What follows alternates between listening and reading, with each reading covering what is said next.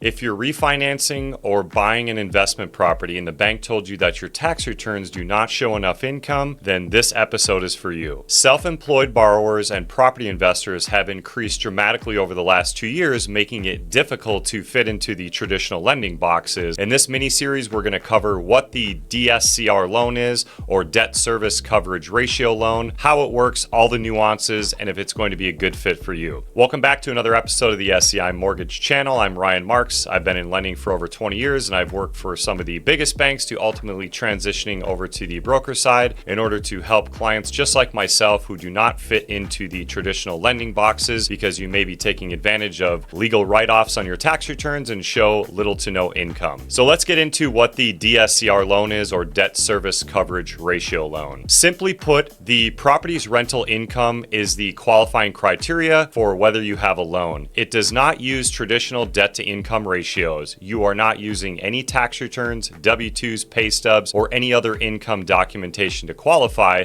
The property's rent is the qualification. So simply put, if your rent debt coverage is what the amount of the mortgage payment is, including principal, interest, taxes, and insurance, at a 1-to-1 ratio, meaning the rent is $1,000 a month and the full payment is $1,000 a month, you essentially have a loan. So why this is so powerful for investors is because if you write off a lot on your tax returns, you're self-employed, you own multiple properties, or you want to scale your portfolio, you're going to be limited at some point on using conventional financing. The DSCR loan allows you to have, at this point, unlimited amount of properties financed. There's no cutoff, and more importantly, you could have no job, not own a current primary residence, and build your real estate portfolio from day one. This loan comes in many shapes and forms, so it can be used as a best fit for your particular property. You can utilize a fixed mortgage, an adjustable rate mortgage, an interest-only mortgage product. They offer programs with as low as 15% down payment, which we will cover in more detail on the next episode. But essentially, you're looking to debt coverage the loan. So what that means is if the property has enough rent or fair market rent to cover what the mortgage payment is, that is essentially the main qualifying criteria to receive financing to utilize the DSCR loan product. The good news is not only can you use what the current lease agreement is if you're purchasing a property and it already has tenants in place, we will use 100% of that rent with no deductions. Or if the current property that you're looking to purchase has no tenants, we would simply order an appraisal to receive rent comparables, and we would use 100% of the average fair market rent in order to qualify the loan for financing up front. These types of loan products come with many different nuances, but very simply put, you're just looking to make sure that the loan debt coverage is in order to receive financing. And if you're refinancing your investment property in order to take cash out, you have the ability to use a DSCR loan not only on a first mortgage, but you can actually take out a cash out fixed second mortgage